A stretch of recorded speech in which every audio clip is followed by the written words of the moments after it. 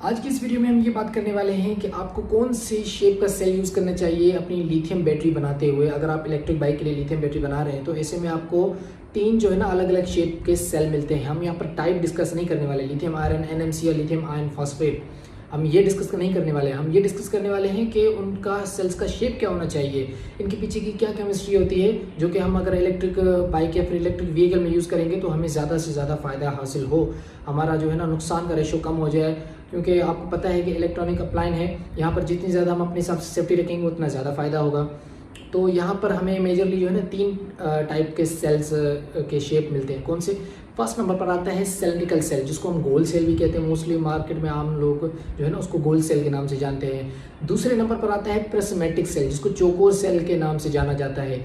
तीसरे नंबर पर आता है पाउच सेल। अब इनमें से आपको कौन से शेप का सेल खरीदना चाहिए, इनमें फर्दर टाइप्स आते हैं। आप जानते हैं कि lithium ion, lithium iron phosphate, NMC, ETC, बहुत से टाइप्स आते हैं, लेकिन हम वो चीज़ें डिस्कस नहीं करने वाले, हम सिर्फ शेप डिस्कस करेंगे।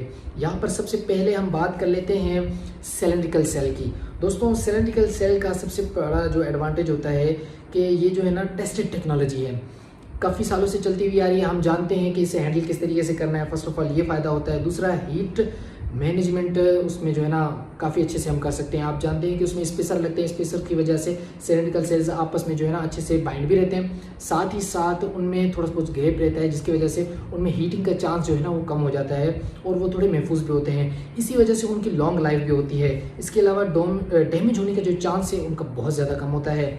अगर बात की जाए वाइब्रेशन या फिर अगर इसको हैंडल किया जाए, वाइब्रेशन या कोई झटका हैंडल किया जाए तो वो भी ये अच्छे से बर्दाश्त कर सकता है। ठीक है, अगर इसकी रिप्लेसमेंट की बात की जाए तो थोड़ी बहुत मुश्किल होती है, लेकिन इतने ज़्यादा मुश्किल नहीं होती। अच्छा, अब इसके डिसएडवांटेज भी होते हैं। अब वो कौन से हैं कि बहुत सारे सेल्स लगाने पड़ते हैं। दोस्तों, यहाँ पर मैं आपको एक बात बता दूँ, लिथियम की जो बैटरी है ना, अगर आप वो सिलिंड्रिकल सेल में बनाने लगे हैं ना तो आप ऐसे सेल्स यूज़ करें जिनकी C रेटिंग ज़्यादा हो और उनकी कैपेसिटी भी ज़्यादा हो। तो वो आपको कम सेल्स जो है ना वो पैरेलल में लग के उनकी सीरीज़ बनेगी, तो ऐसा में आपकी जो है ना बैटरी पावरफुल और मजबूत बनेगी। ठीक है, उसमें मटेरियल भी कम लगेगा, उसके जो है ना वायरिंग के कनेक्शन भी कम होंगे, क्योंकि आगे की जो पॉइंट है वो इसी से रिलेवेंट है कि उसके अंदर जो स्पॉट वेल्डिंग और उसके वायरिंग कनेक्शन, इन चीज़ों में जो है ना उसको असेंबलिंग में बड़ा टाइम लगता है। टाइम लगने का कोई मसला नहीं होता, मेहनत करने से ही अच्छी चीज़ हमें प्रोवाइड होकर मिलती है। लेकिन हमें जो मेजर चीज़ पर फोकस करना होता है वो उसकी मजबूती और उसकी रिलायबिलिटी पर करना होता है। आपने इस चीज़ को खास ध्यान रखना है। वेट की बात की जाए तो दोस्तों, वेट में भी उतना ज़्यादा वजनी नहीं होता जितना कि एक प्रिज्मेटिक सेल्स की जो है ना बनी बैटरी वजनी होती है। ठीक है, आप अपनी कैपेसिटी के हिसाब से जो है ना जितने चाहे सेल्स पैरेलल में लगवा कर जितने बड़े साइज चाहें और अपने हिसाब से उस हिसाब से कैपेसिटी की बैटरी बनवा सकते हैं और उसे यूज़ कर सकते हैं। सिलिंड्रिकल सेल में जो है ना ये सबसे बड़ा फ़ायदा होता है और उन सेल्स को आप अपने हिसाब से जो है ना शेप में बनाकर बैटरी तैयार कर सकते हैं। सबसे बड़ा फ़ायदा ये भी होता है। अच्छा, यहाँ पर दूसरे नंबर पर आते हैं पाउच सेल। दोस्तों, इनके एडवांटेजेस की बात कर लेते हैं। बहुत से जो है ना पाउच सेल्स लाइट वेट आते हैं। आप जानते हैं कि लाइट वेट हो गया तो ऐसे में उसको जो है ना किसी भी जगह पर एडजस्ट करना आसान हो जाता है। दूसरे नंबर पर उनकी एनर्जी कैपेसिटी जो है स्टोर करने की वो ज़्यादा होती है आम सेल के मुकाबले, दूसरे सेल्स के मुकाबले पाउच सेल की।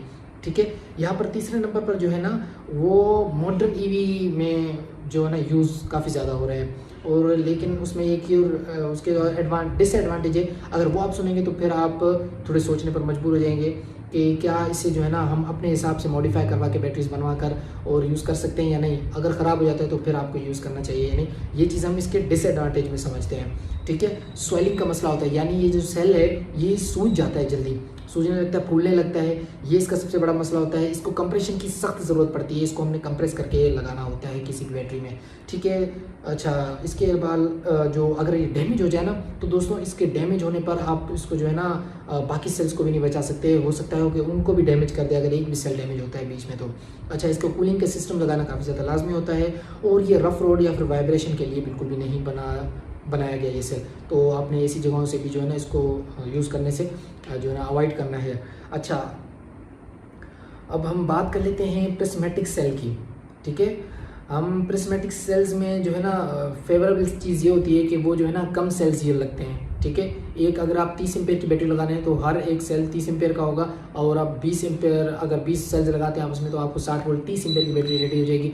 सेल्स की क्वांटिटी कम होती है और इसके अलावा हीट मैनेजमेंट अच्छा, ये तो डिसएडवांटेज की तरफ हम जा रहे हैं। हम एडवांटेजेस की बात कर रहे थे, तो इसकी वायरिंग कम लगती है, ठीक है। अच्छा, बैटरी पैक जो है वो सिंपल और इजी तरीके से बन जाता है।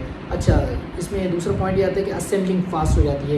इन चीज़ों से कोई फ़र्क नहीं पड़ता, वैसे भी मेहनत होनी है तो दोस्तों क्यों ना बंदा ऐसी चीज़ पर चला जाए जो कि ज़्यादा रिलायबल हो, तो वो चीज़ है सिलैंडरिकल सेल्स की साइड।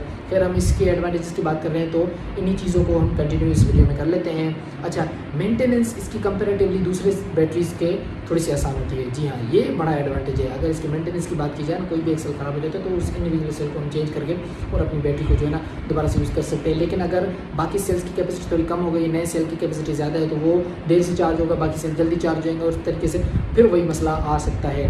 रिलायबिलिटी अगर इलेक्ट्रिक बाइक में देखी जाए तो फिर मैं तो सिलैंडरिकल सेल को ही विन मानूंगा, ठीक है। लेकिन आप अपने हिसाब से जो है ना ये एडवांटेज और डिसएडवांटेजेस के फ़ायदे नुकसान वगैरह पूरी वीडियो देख लें, फिर आप जो है ना अपने हिसाब से फैसला कर लीजिएगा कि आपको कौन सा सेल जो है ना, कौन से शेप का सेल यूज़ करना चाहिए अपनी इलेक्ट्रिक बाइक में या फिर किसी भी ईवी जो है ना व्हीकल में, ठीक है। अच्छा, यहाँ पर डिसएडवांटेज की बात करते हैं। एक भी सेल ख़राब होता है तो बड़ा लॉस हो जाता है, क्योंकि एक सेल ही काफ़ी ज़्यादा कॉस्टली पड़ता है अगर प्रिज्मेटिक सेल की बात की जाए, ठीक है। हीट मैनेजमेंट प्रॉपरली होनी चाहिए इस बैटरी के अंदर। अच्छा, हाई क्वालिटी का सेल मिलना बड़ा मुश्किल होता है। अच्छा, फेक सेल मार्केट में बहुत ज़्यादा मिलते हैं। ये थे इसके डिसएडवांटेजेस प्रिज्मेटिक सेल के, ठीक है। अच्छा, अब यहाँ पर जो है ना अगर आप इलेक्ट्रिक बाइक के लिए यूज़ कर रहे हैं ना तो सिलैंडरिकल सेल आपको जो है ना मैक्सिमम रिलायबिलिटी देता है। और अगर हम पाउच सेल की तरफ जाए तो वो लाइट वेट होता है, वज़न में हल्का होता है। और अगर सिंपल डिज़ाइन की बात की जाए तो उसमें प्रिज्मेटिक सेल जो है ना सिंपली डिज़ाइन हो सकता है। तो ये जो है ना इनके मेन एस्पेक्ट्स थे जो कि मैंने आपको ओवरव्यू के तौर पे बता दिए, ठीक है। अच्छा, रिपेयर की बात की जाए तो दोस्तों जो सिलैंडरिकल सेल है वो थोड़ा सा मुश्किल होता है रिपेयर करना। प्रिज्मेटिक सेल सबसे ज़्यादा आसान होता है रिपेयर करना। अच्छा, यानी इंडिविजुअल सेल रिप्लेस करना, रिपेयर तो ये कंपनी में ही जाके होता है, ठीक है। ये चीज़ आपने ज़हन में लाज़मी रखनी है। और अगर हम पाउच सेल की बात की जाए तो उसकी रिपेयरिंग काफ़ी ज़्यादा मुश्किल होती है, क्लियर सी बात है, ठीक है। अच्छा, अब मेरी रिकमेंडेशन क्या रहेगी कि अगर आप इलेक्ट्रिक बाइक के लिए यूज़ कर रहे हैं ना, मैं इसको आप वीडियो में पहले आपको काफ़ी ज़्यादा रिकमेंड करता हुआ आ रहा हूँ कि आप सिलैंडरिकल सेल यूज़ करें इलेक्ट्रिक बाइक के लिए, ईवी के लिए, वो ज़्यादा रिलायबल रहता है, ठीक है। अगर आप मुझसे बनवाना चाहते हैं ना तो मैं आपको 32,700, 32,140 ये मॉडल्स मेरे पास अवेलेबल होते हैं। इनमें मैं आपको बैटरीज बना कर दे सकता हूँ JK के साथ, लॉन्ग लाइफ चलेंगी और बाकायदा आपको जो है ना स्टैंडर्ड्स पर बैटरी बना कर दूँगा। यूनिवर्सल स्टैंडर्ड्स जो पूरी दुनिया में चल रहे हैं ना उस हिसाब से करके बैटरी बना कर दूँगा इंशाल्लाह। और मैं अपनी तरफ से पूरी मेहनत करता हूँ बैटरीज बनाने में। आगे जो है ना आप यूज़र्स पर डिपेंड करता है कि आप बैटरी को किस तरीके से यूज़ करते हैं। और बहुत से और भी फैक्टर्स जो है ना बैटरी को इफेक्ट करते हैं जिनकी वजह से बैटरी की लाइफ कम या ज़्यादा होती है, वो मैं आने वाली वीडियोस में आपको बताने वाला हूँ। वो वीडियोस देखने के लिए आपको चैनल सब्सक्राइब लाजमी कर देना है, ठीक है। तो उम्मीद है आज की वीडियो आपको पसंद आई होगी। काफ़ी सारे इंपॉर्टेंट पॉइंट्स हमने इस वीडियो में कवर किए हैं। अगर आप किसी और टॉपिक पर वीडियो चाहते हैं तो आप कमेंट में मुझे बता सकते हैं। कोई सवाल हो तो वो भी आप पूछ सकते हैं। आपके किसी दोस्त की अगर ये वीडियो काम की लगे तो उसके साथ शेयर लाजमी कर दीजिएगा। मिलते हैं अगली इंफॉर्मेटिव वीडियो में, तब तक के लिए बाय बाय।